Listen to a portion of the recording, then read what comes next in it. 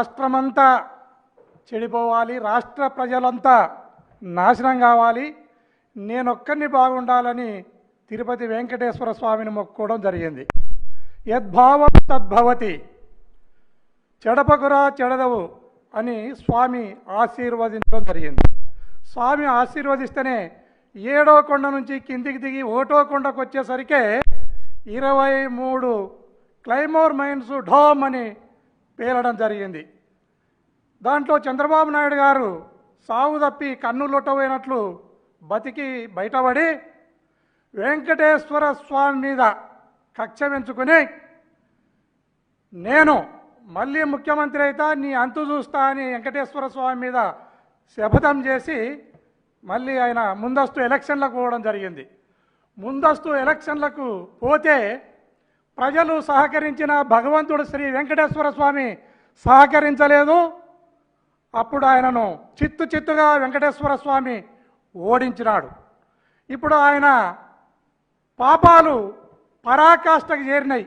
ఆ 23 claymore mines Venkateswara స్వామి పేల్చినాడు అనేది ఆయన మైండ్లో ఉందో ఏమో, ఆయన మీద కక్ష ఇప్పటికి కూడా చంద్రబాబు నాయుడికి తగ్గలేదు అనడానికి ఈ లడ్డును తెర మీదకి తీసుకుని వచ్చి గేదెలు, ఆవులు, ఆవు కొవ్వు, పంది కొవ్వు అని చెప్పి పందుల మీద, గేదెల మీద, ఆవుల మీద తుపాకీని పెట్టి జగన్మోహన్ రెడ్డి గారిని కాల్చాలి అనే ప్రయత్నంలో డామ్ అని ఆయన మీద తుపాకీని పేల్చడం జరిగింది చంద్రబాబు నాయుడు. అంతట్లోకే వెంకటేశ్వర స్వామి మేల్కొన్నాడు. అయ్యో పాపం అమాయకుడి మీదకి బుల్లెట్ పోతుంది అని చెప్పి ఆ బుల్లెట్ గమనాన్ని, ఆ బుల్లెట్ దిశను తిప్పి చంద్రబాబు నాయుడు మీదకి వెంకటేశ్వర స్వామి వదలడం జరిగింది. ఆ తుపాకీలోని బుల్లెట్ను తప్పించుకోవడానికి చంద్రబాబు నాయుడు రకరకాల విన్యాసాలకు, రకరకాల కుట్రలకు, కుతంత్రాలకు తెరదీసినారు. అయినా కూడా తప్పించుకోలేకపోతున్నాడు. ఇది వాస్తవం. ఆయన ప్రతిరోజు కూడా వెంకటేశ్వర స్వామి నా కులదైవము అంటున్నాడు. అయ్యా చంద్రబాబు నాయుడు, నీ కులదైవం కాదు, ఆయన ఎందుకు రిస్ట్రిక్ట్ చేస్తావు? ఆయన స్థాయిని ఎందుకు తగ్గిస్తావు? ఆయన కలియుగ దైవం, నీ కులానికి మాత్రమే దైవం కాదనేది నువ్వు భావించాలి. శివునాజ్ఞ లేనిదే సీమైనా కుట్టదంటారు. 23 క్లైమోర్ మైన్స్ను కేవలం వెంకటేశ్వర స్వామికి ఆగ్రహం వచ్చి ఆయనకు కోపం తెప్పించే ఆ 23 క్లైమోర్ మైన్స్ పేలినవనేది నువ్వు మైండ్లో పెట్టుకోవాలని ఈ సందర్భంగా తెలియజేస్తున్నాను. అదేవిధంగా నాకు ఇంటి దేవుడు, నాకు కులదైవము అని మాట్లాడుతున్నావు. నీ కొడుకు పేరేమో లోకేష్ బాబు, నీ పేరేమో చంద్రబాబు, మీ తండ్రి పేరేమో ఖర్జూర బాబు, ఆయన తండ్రి పేరేమో జహంకా బాబు, ఏం బాబు నాకు తెలియదు. కానీ మనం వైఎస్ కుటుంబాన్ని తీసుకుంటే వైఎస్ జగన్మోహన్ రెడ్డి గారు, ఆయన తండ్రి రాజశేఖర రెడ్డి గారు, ఆయన తండ్రి రాజారెడ్డి గారు, రాజారెడ్డి తండ్రి వెంకటరెడ్డి గారు. నీ కులదైవం అయితే ఇంతవరకు నీ ఇంట్లో 7 కొండలనే పేరు పెట్టాలి, ఆ తిరుపతి అయ్యారే పేరు పెట్టాలి, వెంకటేశ్వర్లు అనే పేరు ఎవరికి లేదు. ఇది రాష్ట్ర ప్రజలందరూ కూడా గమనించాలి.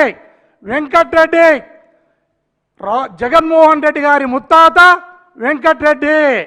వెంకటేశ్వర స్వామి మీద భక్తి ఉంటేనే మనం ఈ రాష్ట్రంలో కానీ ఈ దేశంలో కానీ వెంకటేశ్వరుని పేరు పెట్టుకుంటాము. ఆయన ఓన్లీ నాకే దేవుడు, ఇంకెవరికి కాదు అనే భావనతో ఉన్నాడు. దయచేసి దీని నుంచి చంద్రబాబు నాయుడు గారు బయటపడాలి, ఈ దుష్ట ఆలోచన నుంచి బయటపడాలని ఈ సందర్భంగా రాష్ట్ర ప్రజలకు తెలియజేస్తున్నాను. అదేవిధంగా ఈ దుష్ప్రచారాన్ని, ఇప్పుడు లడ్డులో కొవ్వు లేదు, పశువుల కొవ్వు లేదు అనేది ఎన్డీడీబీ, ఎన్డీఆర్ఐ 2 హైయెస్ట్ ఇన్స్టిట్యూషన్స్ ఖచ్చితమైన రిపోర్టునిచ్చి దీంట్లో కొవ్వు లేదురా స్వామి అని చంద్రబాబు నాయుడుకు చెప్తా ఉంటే కూడా దాని మీద దుష్ప్రచారం చేస్తూ ఆయన దుష్టబుద్ధితో ఆయన ముందుకెళ్తున్నాడు. దీన్ని ఖండించడంలో భాగంగా అంబటి రాంబాబు, జోగి రమేష్ ప్రెస్ మీట్ పెట్టడం కానీ, దేవాలయాలకు పోయి వస్తున్నప్పుడు కానీ వాళ్ళ మీద దాడులు చేయడం జరిగింది. వాళ్ళ ఇండ్ల పైన పొగ బాంబులను అదేవిధంగా పెట్రోల్ బాంబులను వేసడమే కాకుండా ఆ ఇళ్లను ధ్వంసం చేసిన సంగతి యావత్ రాష్ట్రము కలకలం పోయింది. అలాంటి ఘటనలో మా అధినేత వైఎస్ జగన్మోహన్ రెడ్డి గారు ఆ ఇళ్లను పరామర్శించడానికి పోతే రకరకాల రిస్ట్రిక్షన్స్ను, రకరకాలుగా ఆయనకు ఆటంకాలను, ఆయన దగ్గర ఆయన ఇంట ఎవరు పోకుండా నోటీసులు ఇవ్వడం, జనం అస్సలు వెళ్ళకూడదని ఆంక్షలు విధించడం, అన్ని ఆంక్షల నడుమ కూడా లక్షలాది జనం జగన్మోహన్ రెడ్డి గారి కోసం బయటకు వచ్చిన సంగతి రాష్ట్ర ప్రజలందరూ కూడా చూస్తూనే ఉన్నారు. ఇది ఇప్పుడు అధికార పక్షం కూడా, ప్రభుత్వం కూడా దీన్ని గమనించాలి. ఆయన Z+ కేటగిరీ భద్రత కలిగి ఉన్నవారు. ఆయన నిన్న జోగి రమేష్ ఇంటికి పోయేటప్పుడు ముందు రోజు రాత్రి ఒక నోటీసును సర్వ్ చేసి ఆయనను రకరకాల దారులలో ఒక 10-20 కిలోమీటర్లలో చేరుకోవాల్సిన వెన్యూకు 50 కిలోమీటర్ల దూరంలో ఆయనను తీసుకుపోవడం, 50 కిలోమీటర్లు తిప్పి తీసుకుపోవటం జరిగింది. అయినా లక్షలాది మంది ఆయన కోసం రావటం జరిగింది.